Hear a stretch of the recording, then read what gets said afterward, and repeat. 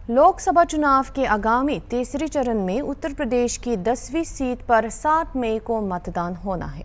मतदान के लिए निर्धारित उल्लेखनीय निर्वाचन क्षेत्रों में आगरा, फैजाबाद, सीकरी और अजाबोजाबाद है।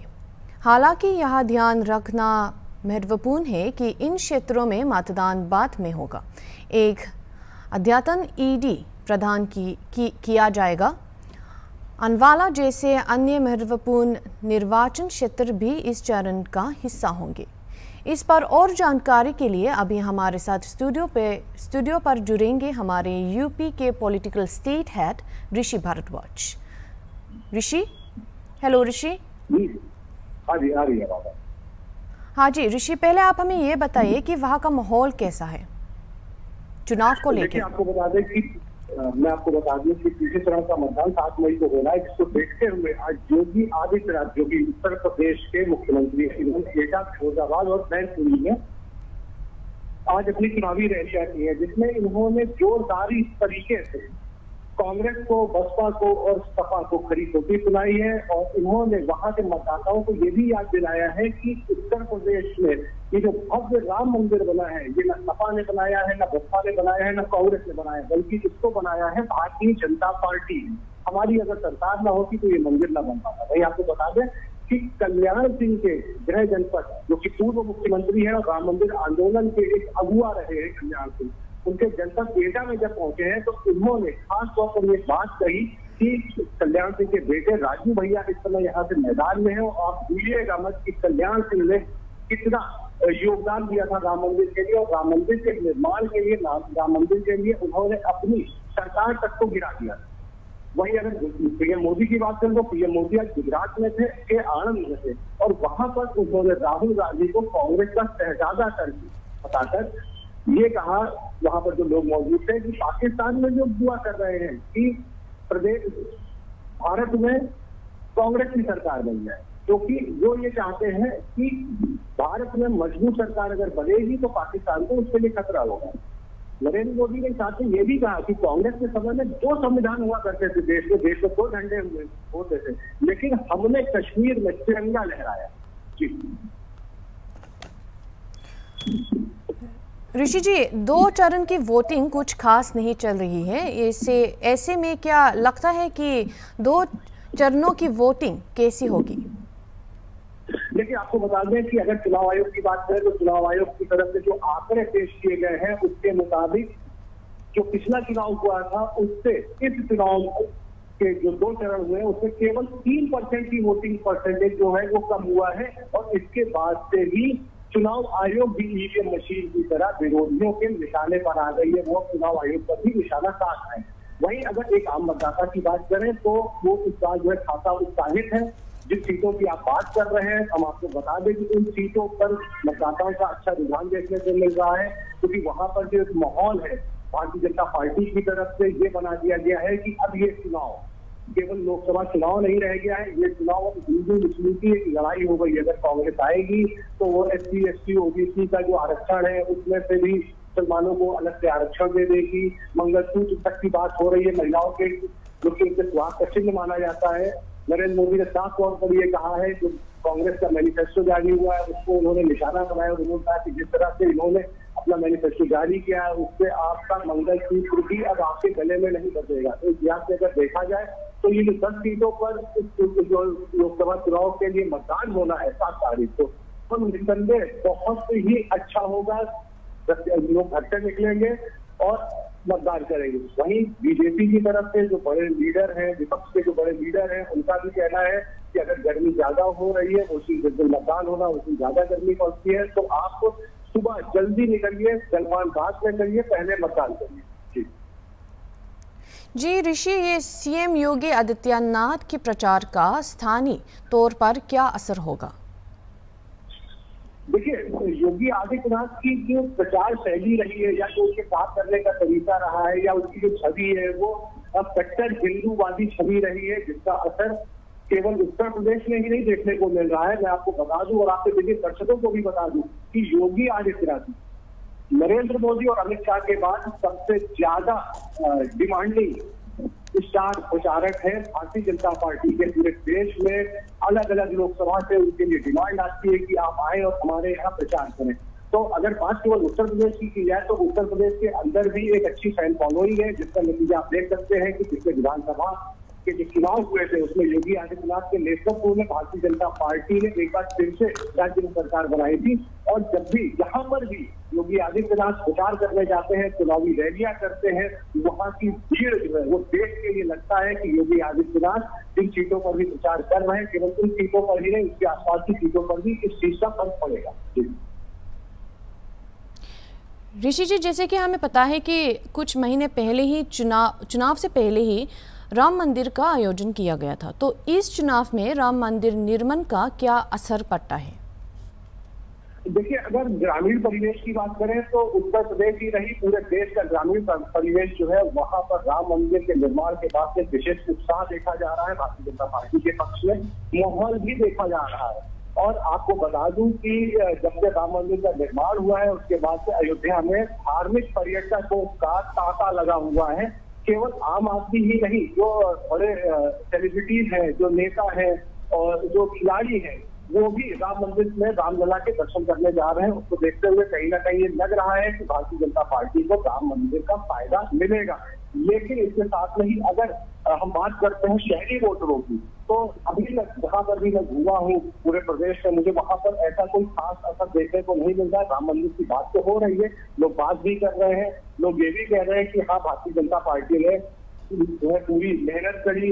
प्रधानमंत्री नरेंद्र मोदी का भी काफी योगदान रहा, जिसकी वजह से हमें 500 साल बाद हमारे रामलला को उनका घर मिला। लेकिन इसके साथ ही उनका ये भी कहना होता है कि बेरोजगारी है, शिक्षा नहीं है, जो जरूरी सुविधाएं चाहिए वो नहीं है। तो अगर हम वोट देने जाएंगे तो केवल राम मंदिर ही हमारे दिमाग में नहीं होगा। वोट डालते समय हम ये भी देखेंगे कि हमारे घर का जो बच्चा है वो बेरोजगार बैठा है, तो कब तक बेरोजगार रहेगा। बहुत से ऐसे गांव है, बहुत सी ऐसी जगह है जहाँ पर सफाई नहीं होती है, जहाँ पर तो मूलभूत सुविधाएं हैं, बिजली नहीं रह रही है, लोगों को अच्छी स्वास्थ्य सेवाएं नहीं मिल रही, तो वो उससे भी वोट डालने की बात कर रहे हैं।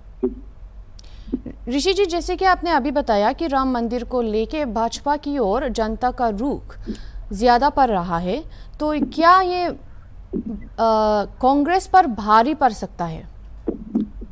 देखिए, 2 चरणों का मतदान, और बल्कि मैं ये कहूँ कि अगर 3 चरणों का जो मतदान हुआ है वो भी पश्चिम उत्तर प्रदेश के आसपास ही घूम रहा है या पश्चिम उत्तर प्रदेश में ही हुआ है। अब जैसे जैसे अगले चरणों में चुनाव आएगा तो जो पश्चिम के बाद से अब अवध, बुंदेलखंड, पूर्वांचल और तराई के इलाके में के साथ पूरे प्रदेश को अब वो कवर करेगा।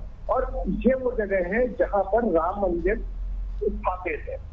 लखनऊ से 100 या 110 किलोमीटर पर अयोध्या है जहां पर भगवान मंदिर बना है। पूर्वांचल का वो इलाका है, बाकी सारी चीजें हैं, तो उसको देखकर ये साफ तौर पर कहा जा सकता है कि अब जिन सीटों पर चुनाव होगा, तीसरे, चौथे, पांचवें और 7वें चरण में, वहां पर राम मंदिर का मुद्दा एक बड़ा मुद्दा होगा। जो वोटर वोट डालने जाएगा उसके दिमाग में ये बात जरूर होगी कि राम मंदिर जिन्होंने बनाया है हमें उनको वापस लाना है। क्योंकि जिस तरह से संघ और भारतीय जनता पार्टी के कार्यकर्ता गांव गांव, चौपाल चौपाल, शहर शहर, गली मोहल्लों में बैठ रहे हैं, बातें कर रहे हैं, तो उनके पास से यही एक मुद्दा होता है कि हमने आपको राम मंदिर दिया, नरेंद्र मोदी ने आपको राम मंदिर दिया, तो आप कभी भी राम मंदिर जाएंगे अगर तो वहां पर आपको बाद में शर्मिंदगी का महसूस हो, आप इसलिए भारतीय जनता पार्टी को वोट दे। तो इस तरह से भावनात्मक तौर से जो वोटर है उसको अपने पक्ष में लाने के लिए ये पूरा प्रयास कर रहा है। चलिए, अभी हम आते हैं मुसलमानों पर। मुसलमानों का क्या रुख है इस चुनाव पे अभी तक? देखिए, जब तक पहले फेज की वोटिंग नहीं हुई थी उस समय तक तो जो भारतीय जनता पार्टी के पक्ष में जो यूपी का मुस्लिम है खास करके, वो थोड़ा बहुत उनके पक्ष में नजर आ रहा था। लेकिन जिस तरह से प्रधानमंत्री और उसके बाद यूपी के मुख्यमंत्री और बाकी के जो अन्य बड़े नेता है उन्होंने कांग्रेस के बहाने मुसलमानों को अपने निशाने पर लिया है, तो कहीं ना कहीं उनको ये लग रहा है कि भारतीय जनता पार्टी का जो रुख है वो हमारे लिए बदला नहीं है, वो आज भी मुस्लिम विरोधी है, वो आज भी हमें दोगल दर्जे का समझती है। और इसके बाद से ही माफी चाहूंगा, और इसके बाद से ही जो भारतीय जनता पार्टी का अल्पसंख्यक मोर्चा है वो विशेष तौर से यूपी में सक्रिय हो गया है और वो मुसलमानों के बीच में जाकर उनको ये बताने की और उनको ये समझाने की कोशिश में लगा हुआ है कि प्रधानमंत्री नरेंद्र मोदी ने मुसलमानों के लिए कुछ नहीं कहा। वो ये कह रहे थे कि कांग्रेस ने क्या किया है यहाँ तक और कांग्रेस क्या करना चाह रही है, और इससे आप बिल्कुल अपने को डरा हुआ या अपने को बेगम दर्जे का नागरिक न समझिए। लेकिन अगर मुसलमानों की बात की जाए तो वो बहुत ज्यादा उत्साहित नहीं है इस चुनाव में भारतीय जनता पार्टी के पक्ष में वोट करने को लेकर। जी ऋषि, ये मोदी ने किस तरह कांग्रेस के मैनिफेस्टो पर उत्पात सर का असर देखने को मिलेगा? देखिए, असर की अगर बात की जाए तो केवल यूपी में ही नहीं, पूरे देश की अगर बात की जाए तो हिंदी बेल्ट है वहां पर असर काफी देखने को मिलेगा। जिस तरह से चीजें सामने आ रही है वो बेशक बहुत अच्छी नहीं कही जा सकती, और ऐसा नहीं है कि केवल एनडीए को ही ये परेशानी होगी।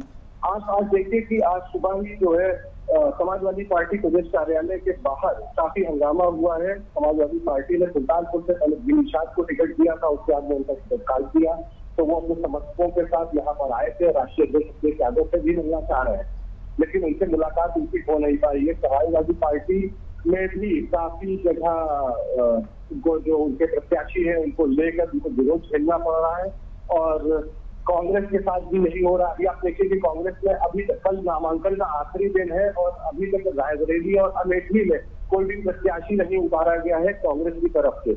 ऐसे में तो ये साफ है कि अगर भारतीय जनता पार्टी एक तरफ बढ़त लेने के लिए है और दूसरी तरफ,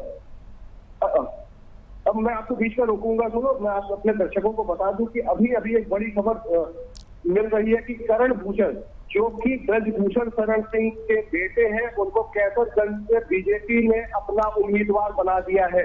आपको बता दूं कि कैसरगंज से इनके पिता ब्रजभूषण शरण सिंह बीजेपी के सांसद हैं वर्तमान में, और उनके ऊपर पहलवानों के साथ यौन शोषण का आरोप लगा था, जिसका मामला कोर्ट में लंबित है।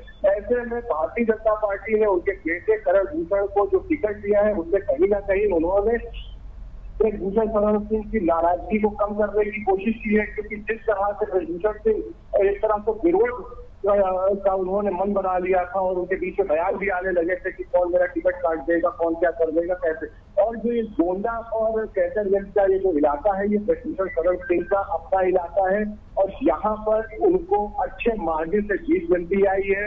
और सबसे बड़ी बात मैं अपने दर्शकों को आपके माध्यम से बताऊं, क्योंकि जिस तरह से ब्रजभूषण शरण सिंह के बेटे को आज टिकट दिया गया है, उसके बाद अब वहां का जो चुनाव है वो काफी रोचक हो चला है। जी ऋषि जी, आप हमें ये बताइए कि बरेली, मैनपुरी और बदायूं का अभी हालत कैसा है, वहां का चुनाव के लिए उनका उत्सुक कैसा है? देखिए, बरेली, मैनपुरी और बदायूं की अगर बात करें तो बदायूं से संघमित्रा मौर्य सांसद हुआ करती थी। उसका जब उनका टिकट काटा जाता है तो वो मंच पर भावुक भी हो गई, तो उनके जो पिता थे स्वामी प्रसाद मौर्य, जो कि कभी भारतीय जनता पार्टी में रहा करते थे, फिलहाल उन्होंने अपनी एक नई पार्टी बना ली है। उन्होंने अपनी बेटी को समझाने की भी कोशिश की थी कि इस तरह की नहीं होती है। वहीं दूसरी तरफ समाजवादी पार्टी ने शिवपाल यादव के बेटे को अपना वहां से प्रत्याशी बनाया है। ऐसे में वहां की लड़ाई काफी रोचक हो गई है। अब देखने वाली बात यह होगी कि मतदाता भारतीय जनता पार्टी की नीतियों को और उनकी बातों को, प्रधानमंत्री नरेंद्र मोदी के वादों को, दावों को, और योगी आदित्यनाथ जिस तरह की सरकार चला रहे, अगर उनको देखते हुए अगर आगे बढ़ता है मतदाता, तो निसंदेह मैं कह सकता हूँ कि 7 तारीख को भारतीय जनता पार्टी के पक्ष में अच्छा वोट जाएगा। अगर मैनपुरी की बात करें तो मैनपुरी समाजवादी पार्टी की अपनी परंपरागत सीट रही है। मुलायम सिंह जी, जो कि संस्थापक अध्यक्ष रहे थे, संस्थापक रहे समाजवादी पार्टी के, उनका हाल में ही निधन हुआ। उनके निधन के बाद मैनपुरी से अखिलेश यादव की पत्नी डिम्पल को प्रत्याशी बनाया गया था, जहां से उन्होंने बहुत ही अच्छे मार्जिन से जीत दर्ज की थी। और इस बार भी मैनपुरी से ही डिम्पल यादव है, और आपको बता दूं कि डिम्पल यादव का चुनाव बहुत ही अच्छा चल रहा है, और अभी तक जो मतदाताओं का रुख है वो उसको देखने से साफ लग रहा है कि मैनपुरी में डिम्पल यादव के सामने कोई भी चुनौती नहीं। और अगर बरेली की बात करें तो यहाँ से संतोष गंगवार, जो कि पूर्व केंद्रीय मंत्री है, भारतीय जनता पार्टी के कद्दावर नेता रहे हैं, उनका टिकट काट कर भारतीय जनता पार्टी ने वहां पर किसी और को टिकट। ऋषि जी, मैं आपको रोक देती हूँ वहां पर। जैसे कि आपने अभी बताया कि बड़ी खबर के अनुसार बृजभूषण चरण सिंह को बीजेपी ने केसरगंज के लिए टिकट दिया। नहीं दिया है, उनके बेटे को टिकट दिया। उनके बेटे को दिया। तो ये जैसे कि हमें पता है कि बृजभूषण चरण सिंह के ऊपर यौन शोषण का आरोप है, तो क्या ये उनके बेटे के ऊपर कोई हावी पड़ सकता है क्या? ये देखिए, अगर कैसरगंज की बात की जाए तो सिर्फ कैसरगंज ही नहीं, बृजभूषण शरण सिंह के नाम पर गोंडा में भी जो कीर्तिवर्धन वहां से सांसद है उनके लिए भी वोट पड़ता है, और कैसरगंज में भी बृजभूषण शरण सिंह के ही नाम पर वोट पड़ता है। और मैं आपको बता दूं कि जिस तरह से बृजभूषण शरण सिंह का टिकट काट कर उनके बेटे को टिकट दिया गया है, तो ये कहीं से भी नुकसानदेह नहीं है। भारतीय जनता पार्टी ने एक तरह से बृजभूषण शरण सिंह को बगावत करने से रोक दिया है, क्योंकि कैसरगंज में गली चौराहे से लेकर जो वहां का एक एक मतदाता है, चाहे वो पक्के मकान में रहता हो, चाहे वो कच्चे मकान में रहता हो, या कैसा किसी भी जात का हो, किसी भी धर्म का हो, बृजभूषण शरण सिंह के साथ उसका विशेष लगाव रहा है। उससे बृजभूषण शरण सिंह के सामने किसी भी पार्टी का कोई भी प्रत्याशी रहा हो, उसकी कभी कोई फर्क नहीं पड़ा। बृजभूषण सिंह जब भी वहां से चुनाव लड़े हैं, अच्छा चुनाव लड़े हैं, अच्छा चुनाव जीते हैं। तो ये कहा जा सकता है कि उनके बेटे करण को वहां पर कोई भी दिक्कत का सामना नहीं करना पड़ेगा। जी शुक्रिया ऋषि, वहां से हमें चुनाव के बारे में लेटेस्ट जानकारी देने के लिए। मैं अपने दर्शकों को मैं एक चीज और बताना चाह रहा हूँ। अभी एक खबर मिली कि रायबरेली से दिनेश प्रताप सिंह जो कि मंत्री हैं उत्तर प्रदेश में, उनको भी भारतीय जनता पार्टी ने अपना प्रत्याशी बना दिया है। जबकि आपको बता दें कि रायबरेली जो है वो कांग्रेस का गढ़ रही है। सोनिया गांधी यहाँ से सांसद हुआ करती थी, लेकिन पिछले कुछ दिनों से वो काफी डिमांड चल रही थी, ऐसे में वो राज्यसभा चली गई थी, और अभी तक कांग्रेस ने रायबरेली से अपना कोई भी प्रत्याशी नहीं उतारा। जी ठीक है ऋषि, वहां से अभी आपने जो लेटेस्ट अपडेट दिया उसके लिए शुक्रिया।